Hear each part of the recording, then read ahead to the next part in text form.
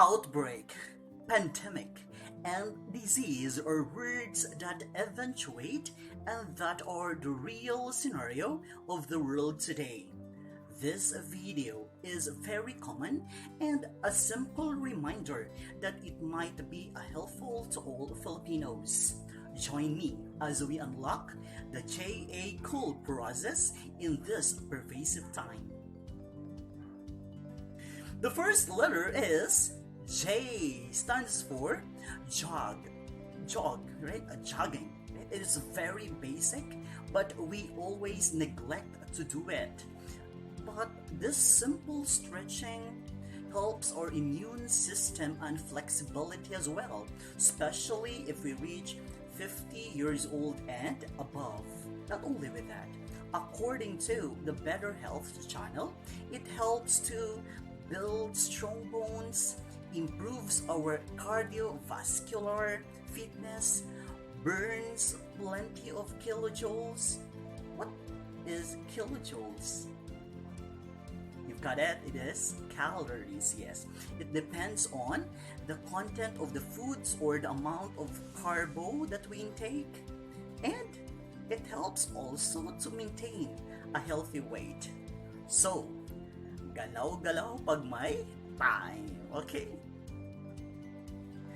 The next one, which I think very important nowadays, is to be alert or vigilant in everything we see, do, or what feel. Do not forget this acronym, HAWA. HAWA. H stands for home. Sa bahay pa lang, we need to what? We always clean and sanitize.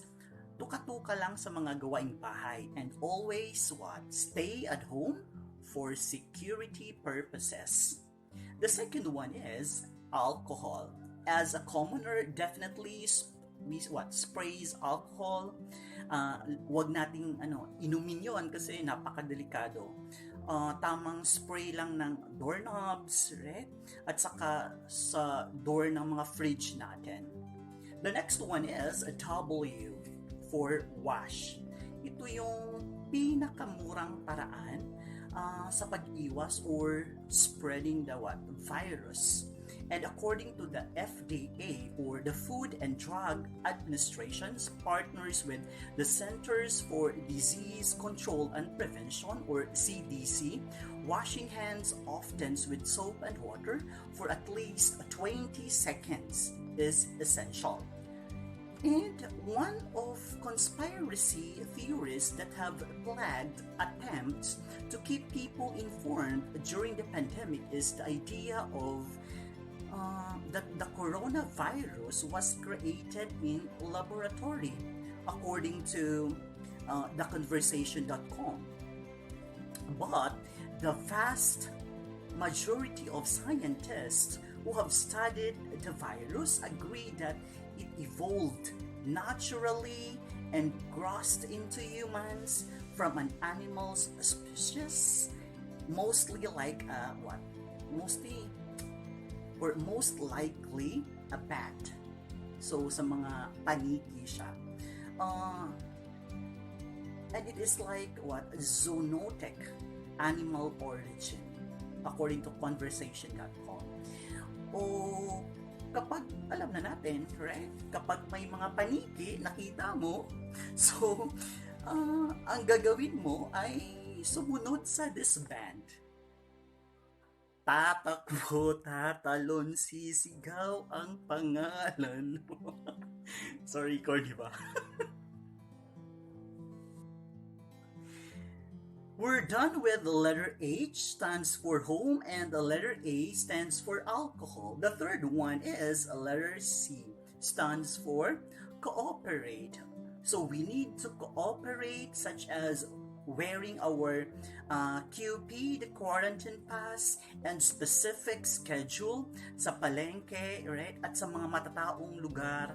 And a very important one at walang kamatayang SD, social distancing.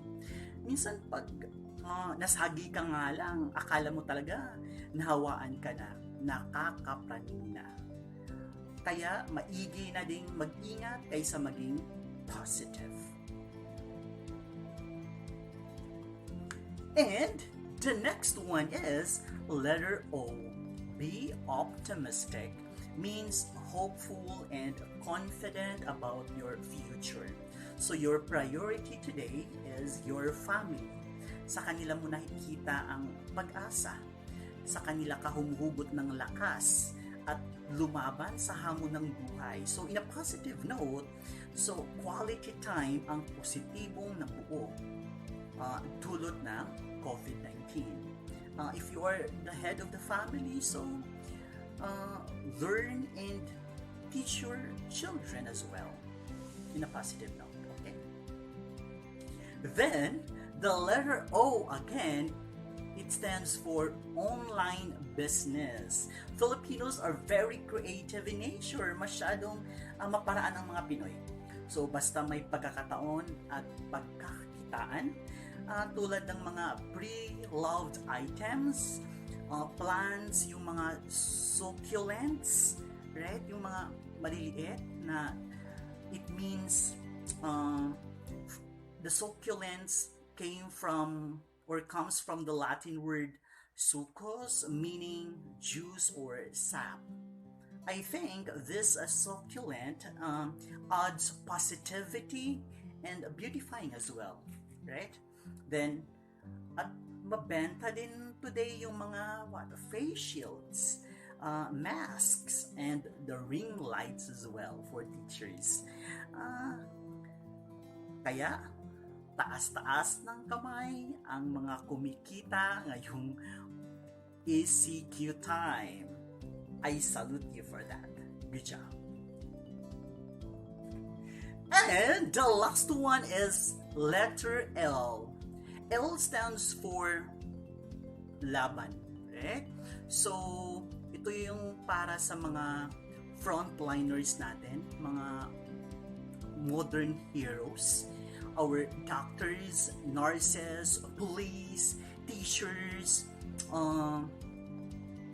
bank tellers, cashiers, sales ladies, mga barangay tanod, mga sanitation engineers, mga basurero natin na nagbigay, alam mo yun, puwersa para tayo matulungan, lalo na napakahirap sa panahon ngayon. So that's it. So do not forget the acronym JACOOL. J stands for jog, A, alcohol, letter C, you need to cooperate, be optimistic, and the other one is go with online business, and of course, laban. Yan ang Pinoy, right? Laban lang ang Pinoy. So, again, this is Leo. Do not forget to subscribe and have a good day. God bless.